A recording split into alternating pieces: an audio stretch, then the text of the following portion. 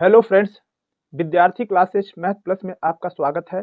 आज हम डॉक्टर मनोहर रे गणित कक्षा 10 के बुक से प्रश्नावली 6 एफ के बहुविकल्पी प्रश्नों को हल करेंगे, जो आप लोगों के लिए बहुत ही महत्वपूर्ण है। आपके बोर्ड एग्जाम में 20 प्रश्न बहुविकल्पी प्रश्न पूछे जाते हैं, जो एक मार्क के होते हैं।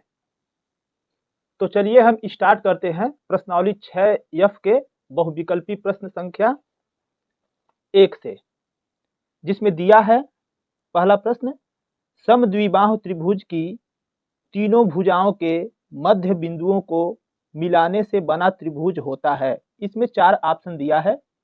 पहला ऑप्शन दिया है समबाहु, दूसरा समकोण, तीसरा विषम बाहु, चौथा समद्विबाहु। तो इसमें चारों ऑप्शन में से कौन सा ऑप्शन सही है उसको आपको टिक लगाना है।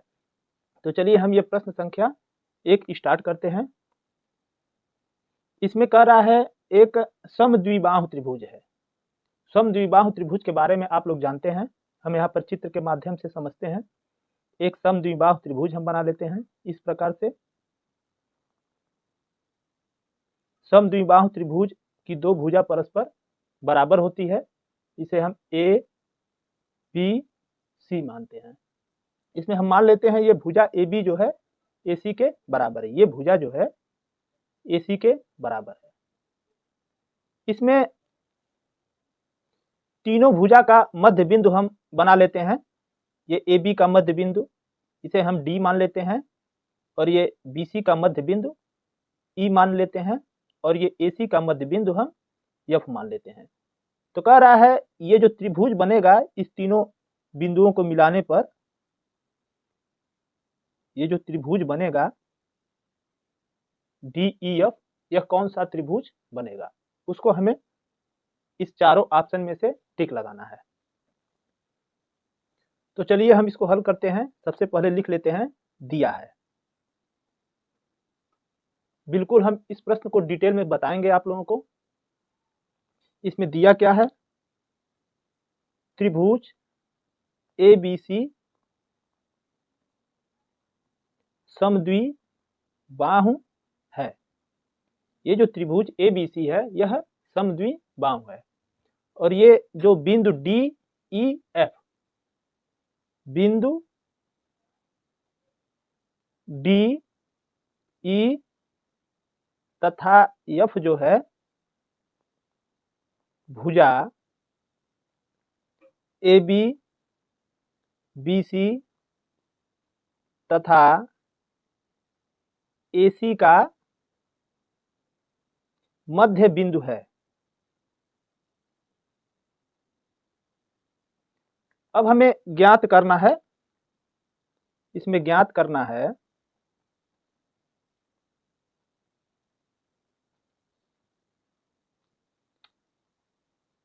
त्रिभुज डी ई एफ। ये त्रिभुज डी ई एफ जो है यह किस प्रकार का त्रिभुज है, इसको हमें ज्ञात करना है, यह किस प्रकार का त्रिभुज है।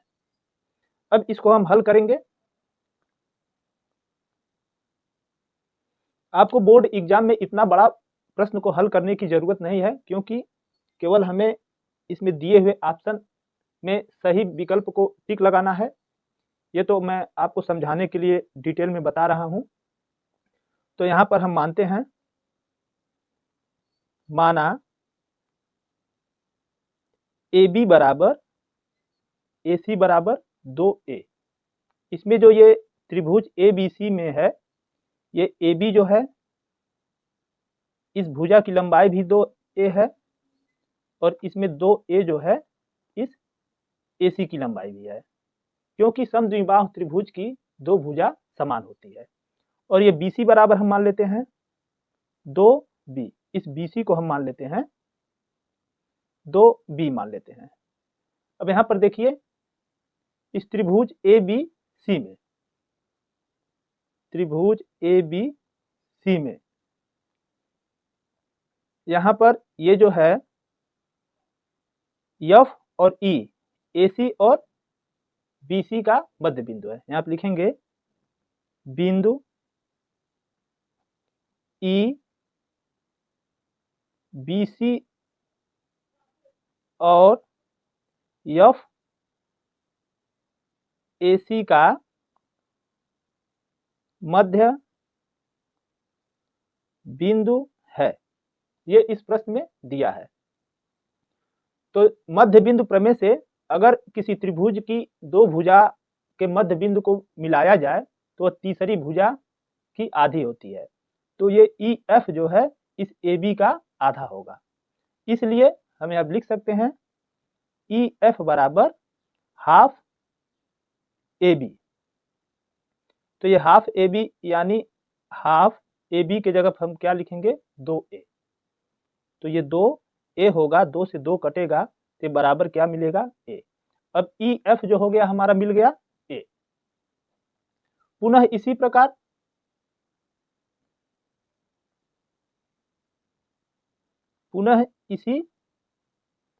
प्रकार ये जो है डी और ई भुजा ए बी और बी सी का मध्य बिंदु है।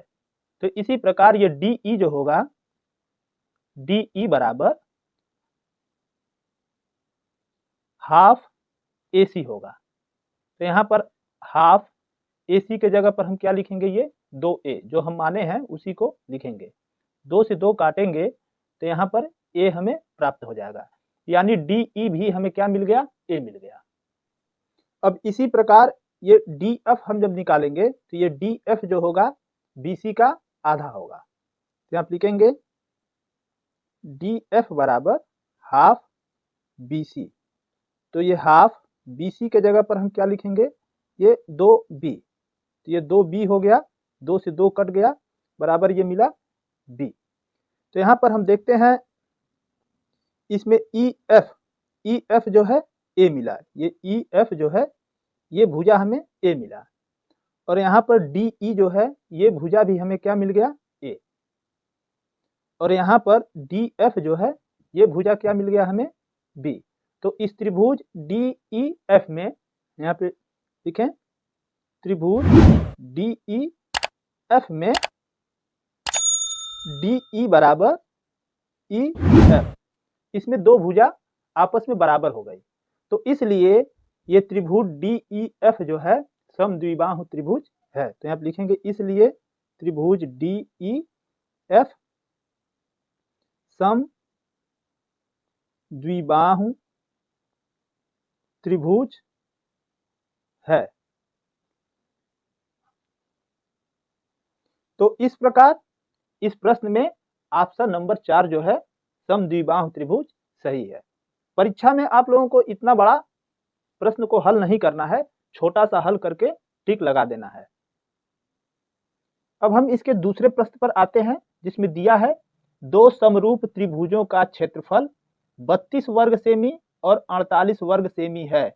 यदि पहले त्रिभुज की एक भुजा का वर्ग 24 वर्ग सेमी हो तो दूसरे त्रिभुज की संगत भुजा का वर्ग होगा। इसको हम चित्र के माध्यम से समझ लेते हैं। यहाँ पर हमारा जैसे मान लीजिए दो त्रिभुज है ए बी सी और एक त्रिभुज है पी क्यू आर। ये दोनों त्रिभुज समरूप हैं। इसमें जो है पहले त्रिभुज का क्षेत्रफल जो है ये 32 सेमी स्क्वायर है और दूसरे का क्षेत्रफल 48 सेमी स्क्वायर है। इसमें जो है ये पहले भुजा का वर्ग जो दिया है 24 वर्ग सेमी है और इसके दूसरे त्रिभुज के संगत भुजा का वर्ग हमें ज्ञात करना है। तो यहाँ पर देखिए इसमें दिया क्या है त्रिभुज ए बी सी समरूप त्रिभुज पी क्यू आर। ये दोनों त्रिभुज समरूप है, ये इस प्रश्न में दिया है। तो इसमें पहले त्रिभुज का क्षेत्रफल यानी एरिया ऑफ त्रिभुज ए बी सी बराबर दिया है 32 और एरिया ऑफ त्रिभुज पी क्यू आर बराबर दिया है 48। ये सेमी स्क्वायर लिख लेते हैं। और इसमें पहले वर्ग की भुजा पहले त्रिभुज कि भुजा का वर्ग, यानी ए बी स्क्वायर बराबर दे दिया है 24, और यहाँ पर हमें ज्ञात करना है ये पी क्यू का स्क्वायर, ये हमें ज्ञात करना है। तो इसमें ए बी का संगत भुजा पी क्यू है।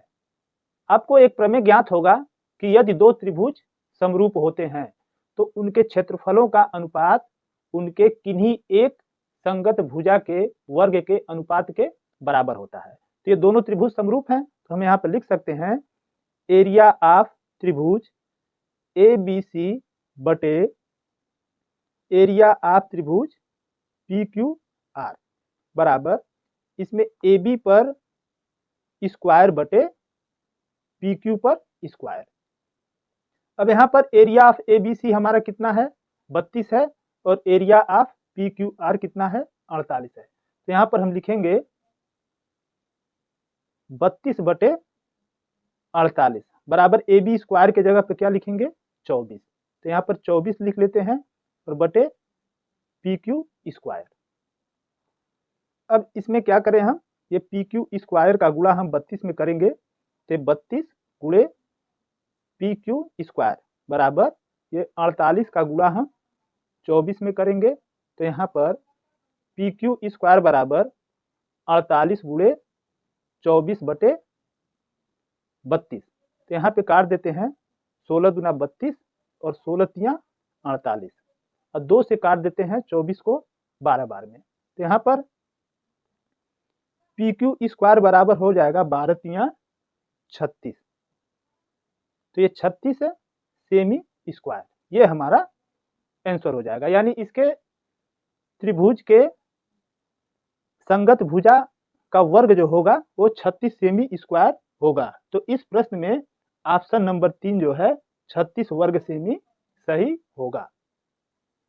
अब इसके तीसरे प्रश्न में दिया है दो समरूप त्रिभुजों के परिमाप क्रमशः 30 सेमी और 20 सेमी है। यदि पहले त्रिभुज के एक शीर्ष की ऊंचाई की माप 12 सेमी हो तो दूसरे त्रिभुज की संगत ऊंचाई की माप है। इसमें 4 ऑप्शन है, 8 सेमी, 10 सेमी, 12 सेमी और 15 सेमी। तो इस चारों ऑप्शन में कौन सा सही है आपको टिक लगाना है। तो चलिए हम स्टार्ट करते हैं तीसरे प्रश्न को। यहाँ पर दो त्रिभुज है हमारा, हम चित्र को बना लेते हैं ताकि आसानी से समझ में आ जाए। एक त्रिभुज ए बी सी और एक त्रिभुज और है पी क्यू आर। इसमें पहले त्रिभुज का परिमाप देखिए, पहले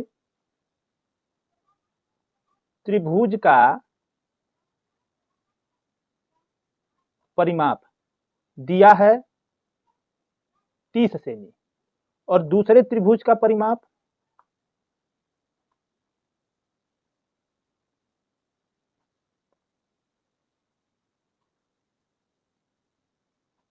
बराबर 20 सेमी है। अब इसमें जो एक शीर्ष से हम शीर्ष लंब खींचते हैं, इसमें ए से ये शीर्ष लंब जो है एडी है, और इस एडी के संगत शीर्ष लंब ये खींच लेते हैं पी एस। तो इसमें शीर्ष लंब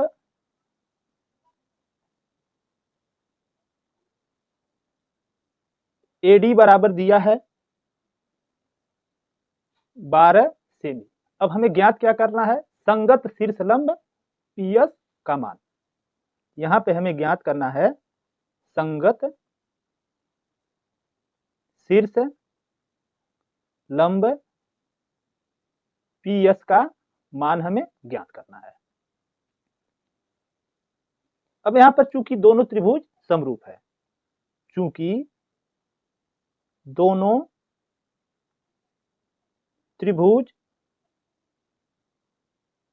समरूप हैं, इसलिए पहले त्रिभुज का परिमाप, पहले त्रिभुज का परिमाप बटे दूसरे त्रिभुज का परिमाप। इन दोनों परिमाप का अनुपात जो होता है, इनके संगत भुजा, किन्हीं एक संगत भुजा या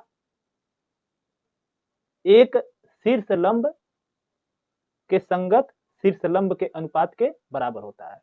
तो ये त्रिभुज का परिमाप का अनुपात जो है, या तो इसके संगत भुजा AB बटे PQ के बराबर होगा, या तो BC बटे QR के बराबर होगा, या तो AC बटे PR के बराबर होगा, या तो इसके शीर्ष लंब AD बटे PS के बराबर होगा। तो हमें यहाँ पर शीर्ष लंब की बात किया है, तो शीर्ष लंब का ही उपयोग करेंगे। तो बराबर लिखेंगे AD बटे PS। अब इसमें देखिए, पहले त्रिभुज का परिमाप हमारा है 30 सेमी और दूसरे त्रिभुज का परिमाप है 20 सेमी, बराबर AD का मान हमारा क्या है 12, और यहाँ पर PS का मान निकालना है, तो बटे PS लिखेंगे। तिरछा गुणा कर देते हैं, तो 30 गुणे PS बराबर 20 गुणे 12, तो PS बराबर 20 गुणे 12 बटे ये 30 होगा। ये 0 से 0 काटते हैं और ये 3 से 12 को काटेंगे 4 बार में, तो 4 दूना 8 सेमी आंसर हो जाएगा। यानी जो शीर्ष लंब PS जो है उसकी ऊंचाई 8 सेमी है। तो इस प्रश्न में ऑप्शन नंबर 1 8 सेमी सही है।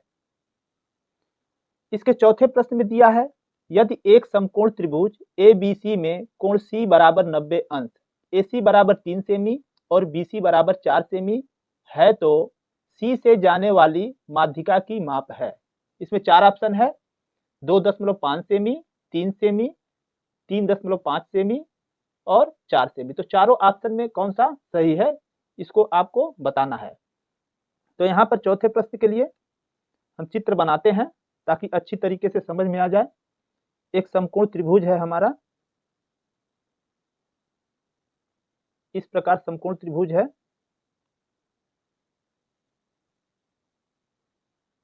जिसमें ये कोण C जो है ये 90 अंश का है। इसको हम A मान लेते हैं और ये B मान लेते हैं। जिसमें AC जो है हमारा 3 सेमी है, ये AC जो है 3 सेमी है, और ये BC जो है 4 सेमी है। अब इसमें जो है इस शीर्ष C से एक माध्यिका दिया है, तो इस माध्यिका की हमें लंबाई निकालनी है। तो माध्यिका क्या होती है, इस शीर्ष की सम्मुख भुजा, ये जो AB है, इस AB का मध्य बिंदु हम D लेते हैं। तो यहाँ पर ये CD जो है इस त्रिभुज की माध्यिका हो गई। तो इस CD की माप को हमें ज्ञात करना है। तो यहाँ पर है क्या,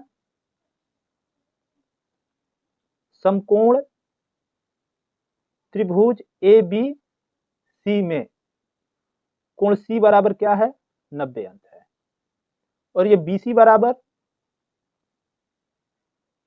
4 सेमी है, और ये AC बराबर 3 सेमी है। तो हमें ज्ञात क्या करना है, ये CD का मान। ये जो CD क्या है, माध्यिका है, CD जो है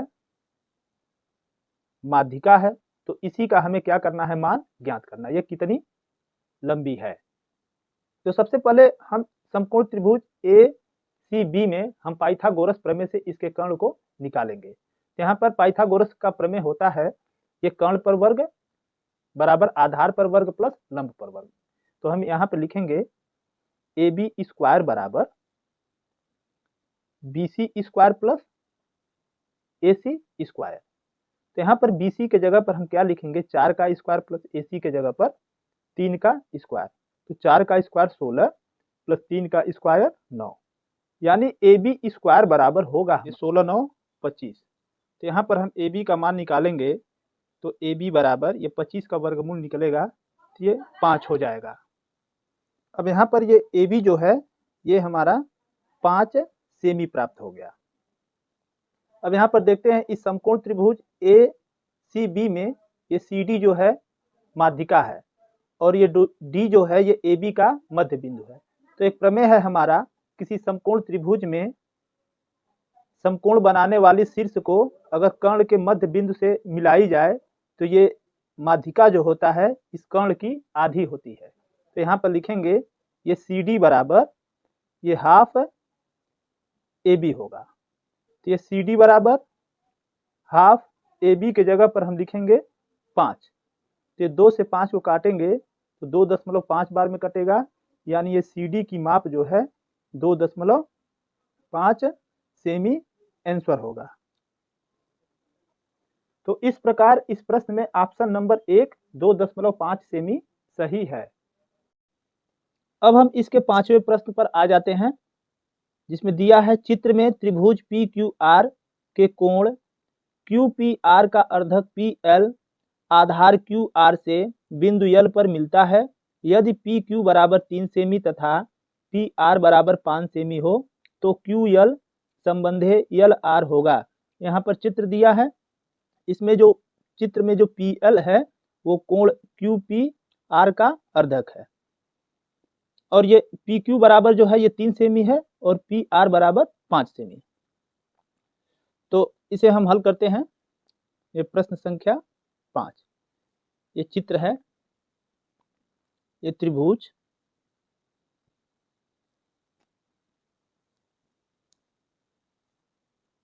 PQR, इसमें जो ये PL है, ये QR पर जो ये L है, ये PL ये कोण QPR का अर्धक है, यानी ये दोनों कोण आपस में बराबर है। और यहाँ पर ये PQ जो है 3 सेमी है और ये PR जो है ये 5 सेमी है। तो हमें ये QL और LR का अनुपात ज्ञात करना है।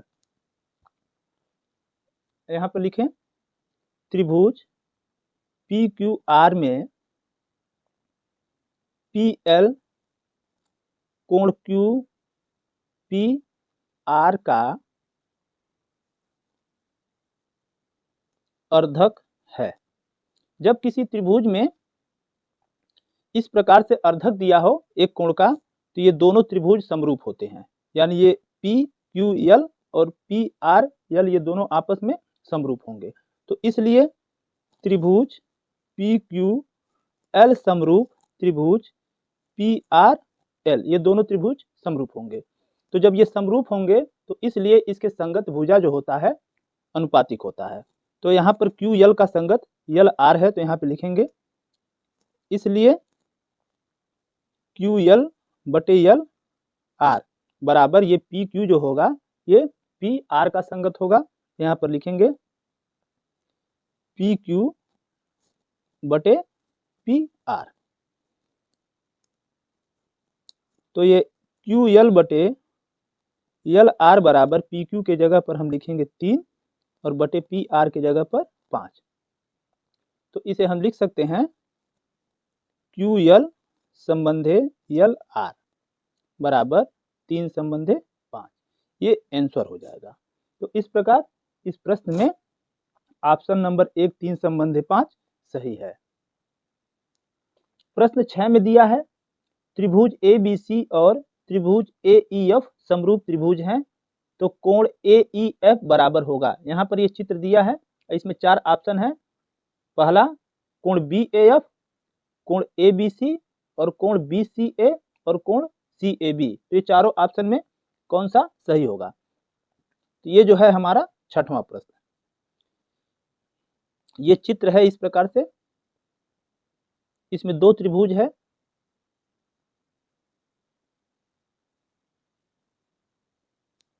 ये जो है ABC और ये EF, ये दोनों त्रिभुज जो हैं आपस में समरूप हैं, यानी त्रिभुज ABC समरूप त्रिभुज AEF, ये दोनों त्रिभुज समरूप हैं। जब दोनों त्रिभुज समरूप हैं तो इसके संगत कोण आपस में बराबर होते हैं। तो यहाँ पर ये कोण A का संगत कोण A ही होगा, और ये कोण B का जो है, ये कोण B जो है, कोण B का संगत कोण E होगा, यानी ये वाला इसके बराबर होगा।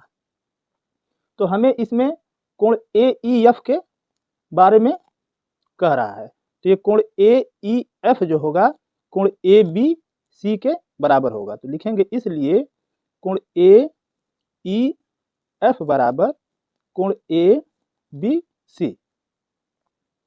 तो इस प्रश्न में ऑप्शन नंबर 2 कोण ए बी सी सही है। इसके 7वें प्रश्न में दिया है त्रिभुज ए बी सी में सी ए और सी बी के मध्य बिंदु को मिलाने वाली रेखा डी ई है। यदि डी ई बराबर 3 सेमी हो तो ए बी की माप होगी। इसमें ए बी का माप जो इसमें 4 ऑप्शन है इसमें से जो सही है उसको टिक लगाना है। यहाँ पर ये 7वें प्रश्न में ये चित्र है।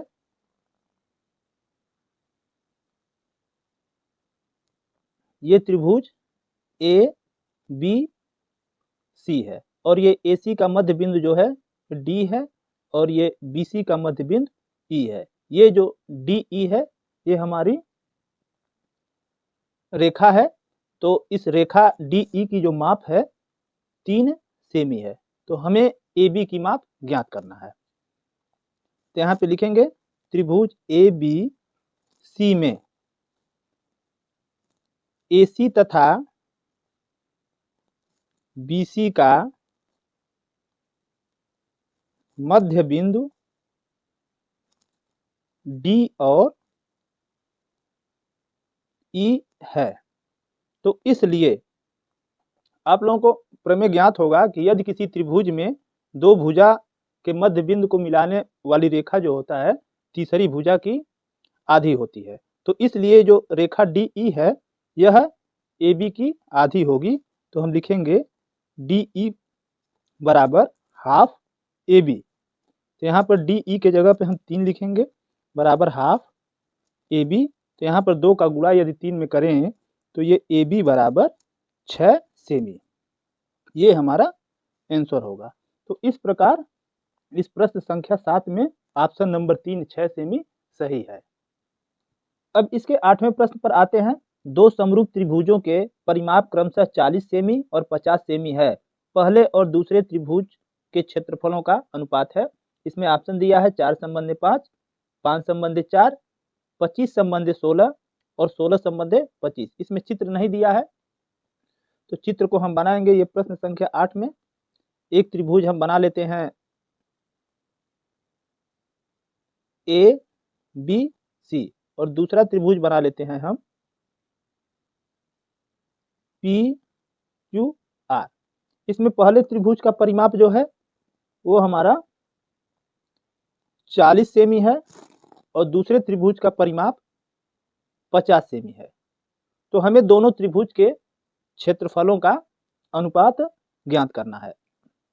तो यहाँ पे अगर दो त्रिभुज आपस में समरूप हैं तो उनके परिमापों का अनुपात जो है उनके संगत किसी एक भुजा के अनुपात के बराबर होगा। तो हम यहाँ पे लिखेंगे क्योंकि त्रिभुज ए बी सी समरूप त्रिभुज पी क्यू आर ये दोनों त्रिभुज समरूप हैं।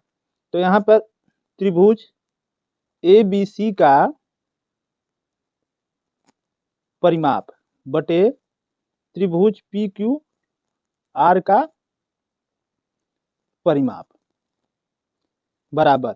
इसमें तीनों भुजा में से आप किसी एक संगत भुजा को ले सकते हैं। या तो आप ए बी बटे पी क्यू ले लीजिए, या तो बी सी बटे क्यू आर ले लीजिए, या तो ए सी बटे पी आर ले लीजिए। तो हम ए बी बटे पी क्यू को लेते हैं। तो यहाँ पे लिखेंगे ए बी बटे पी क्यू। तो त्रिभुज ए बी सी का परिमाप कितना है 40 सेमी। तो यहाँ पे लिखेंगे 40 बटे त्रिभुज पी क्यू आर का परिमाप 50 सेमी। तो ये बटे 50 बराबर ए बी बटे पी क्यू। ये 0 से 0 को काटते हैं तो 4 बटे 5 बराबर ए बी बटे पी क्यू। तो हम इसे लिख सकते हैं ए बी संबंधी पी क्यू बराबर 4 संबंधी 5, यानी इसके परिमाप का जो अनुपात होगा 4 संबंधी 5। लेकिन हमें यहाँ पर इसके क्षेत्रफलों का अनुपात ज्ञात करना है। तो यहाँ पर लिखेंगे एरिया ऑफ त्रिभुज ए बी सी, यानी त्रिभुज ए बी सी का क्षेत्रफल बटे एरिया ऑफ त्रिभुज पी क्यू आर। दोनों त्रिभुज के क्षेत्रफलों का अनुपात उसी प्रकार इस दोनों त्रिभुज के किसी एक संगत भुजा के वर्ग के अनुपात के बराबर होता है। तो यहाँ पर हम ए बी बटे पी क्यू बराबर 4 बटे 5 निकाले हैं। तो हम यहाँ पर इसी का उपयोग करेंगे, लिखेंगे ए बी स्क्वायर बटे पी क्यू स्क्वायर। तो यहाँ पर ए बी स्क्वायर बटे पी क्यू स्क्वायर को लिख सकते हैं ए बी बटे पी क्यू का होल स्क्वायर। तो यहाँ पर ए बी बटे पी क्यू की जगह पर लिखेंगे 4/5। तो ये 4/5 का होल स्क्वायर होगा जो 16/25 होगा। तो इसे हम लिख सकते हैं 16 संबंधे 25, ये आंसर होगा। तो दोनों त्रिभुज के क्षेत्रफलों का अनुपात 16 संबंधे 25 होगा। तो इस प्रकार इस 8वें प्रश्न में ऑप्शन नंबर 4 16 संबंधे 25 सही है। अब इसके प्रश्न संख्या 9 पर आते हैं। चित्र में ए बी सी डी एक वर्ग है। यदि ए सी बराबर 20 कर्ण में 2 सेमी हो तो त्रिभुज ए बी सी का क्षेत्रफल होगा। यहाँ पर इस चित्र में वर्ग न बना करके समचतुर्भुज बना दिया है। तो इस प्रश्न में 4 ऑप्शन है, 100 वर्ग सेमी, 50 वर्ग सेमी, 150 वर्ग सेमी और 200 वर्ग सेमी। इस चारों ऑप्शन में जो सही है आपको उसे टिक लगाना है। तो ये 9वें प्रश्न में हम एक वर्ग को बनाएंगे। तो वर्ग की चारों भुजा बराबर होती है, आपको पता होगा। यहाँ पर ये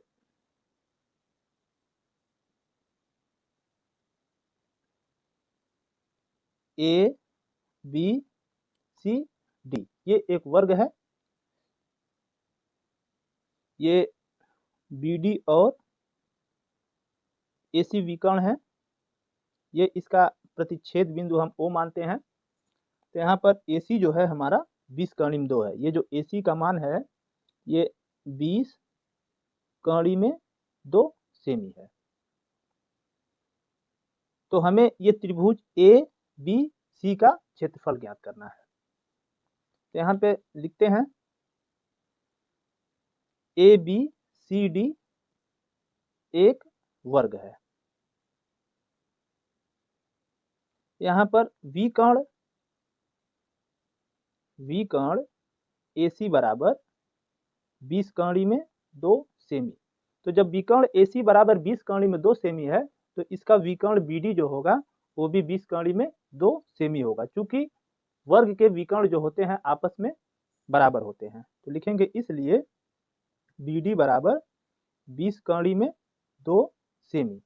अब यहाँ पर हम ये ओ बी का मान निकालेंगे।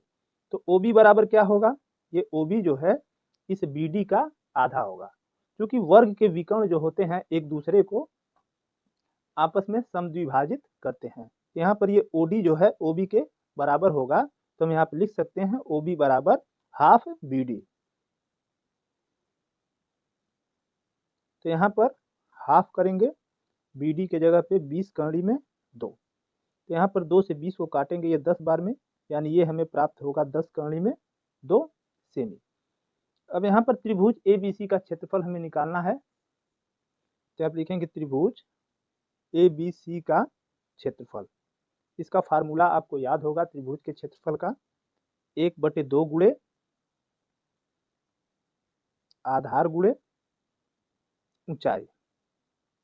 तो इसमें जो है 1/2 गुणे आधार हम ए सी लेंगे और गुणे ऊंचाई जो है ओ बी लेंगे।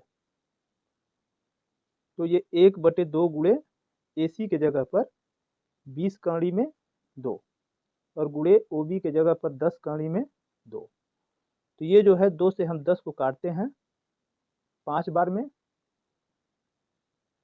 यहाँ पर 5 का गुणा 20 में करेंगे तो ये 100 हो जाएगा। और ये कर्ण में 2 का गुणा करेंगे तो कर्ण हट जाएगी, 2 बचेगा। और 100 में 2 का गुणा करेंगे तो ये 200 सेमी स्क्वायर। यानी इस त्रिभुज ए बी सी का क्षेत्रफल जो है 200 सेमी स्क्वायर, जो ऑप्शन नंबर 4 सही होगा। इसके 10वें प्रश्न में दिया है, सही उत्तर चुनकर उसका औचित्य दीजिए। त्रिभुज ए बी सी में ए बी बराबर 6 कर्ण में 3 सेमी, ए सी बराबर 12 सेमी और बी सी बराबर 6 सेमी है। कोण बी है। तो इसमें कोण बी का हमें मान ज्ञात करना है, कितने अंश का है। पहला ऑप्शन 120, दूसरा 60 अंश, तीसरा 90 अंश और चौथा 45 अंश। तो 10वें प्रश्न में एक हमारा त्रिभुज है आप किसी भी प्रकार का त्रिभुज बना लीजिए। चलिए हम ऐसे बना लेते हैं, इस प्रकार हम त्रिभुज बना लेते हैं। ये ए हो गया, बी हो गया, सी हो गया। इसमें जो है AC बराबर 20 कर्णिम 2 है। जो ये AC है, ये गलत बोल दिए हम, यहाँ पर AB जो है 6 कड़ी में 3 है। AB जो है 6 कड़ी में 3, AC जो है ये 12 है, और यहाँ पर BC जो है 6 सेमी है। तो हमें ये कोण B जो है ये कितने अंश का है, ये हमें ज्ञात करना है। तो सबसे पहले हम AB स्क्वायर निकालते हैं। तो AB स्क्वायर निकालेंगे तो 6 कड़ी में 3 का वर्ग करेंगे तो 6 का वर्ग 36, और कड़ी में 3 का वर्ग 3 होगा। 36 में 3 का गुणा करेंगे तो ये 108 प्राप्त होगा। इसी प्रकार हम BC स्क्वायर निकालते हैं। BC स्क्वायर बराबर 6 का हम वर्ग करेंगे तो ये 36 होगा, और ये AC स्क्वायर बराबर ये 12 का वर्ग करेंगे तो 144 होगा। अब यहाँ पर हम क्या करते हैं, ये AB स्क्वायर और प्लस BC स्क्वायर करते हैं। तो यहाँ पर लिखेंगे AB square plus BC square बराबर AB के जगह पर ये 108 और प्लस BC के जगह पर 36। इसको हम जोड़ते हैं तो ये 14 4 1 144 आ गया। तो ये 144 जो है AC स्क्वायर के बराबर है, बराबर AC स्क्वायर। अब यहाँ पर हम इस चित्र में देख रहे हैं ये जो AB स्क्वायर और ये प्लस BC स्क्वायर ये बराबर किसके है, AC स्क्वायर के बराबर है। तो इस प्रकार ये हमारा समकोण त्रिभुज बनेगा, यानी इस तरीके से बनेगा। एक त्रिभुज जो है हमारा समकोण त्रिभुज बनेगा ABC। तो ये B जो होगा पाइथागोरस प्रमेय के विलोम से ये समकोण होगा, यानी ये 90 अंश होगा। तो आप लिखेंगे इसलिए ये कोण B बराबर 90 अंश, ये आंसर होगा। तो इसमें जो है ऑप्शन नंबर 3 90 अंश सही है।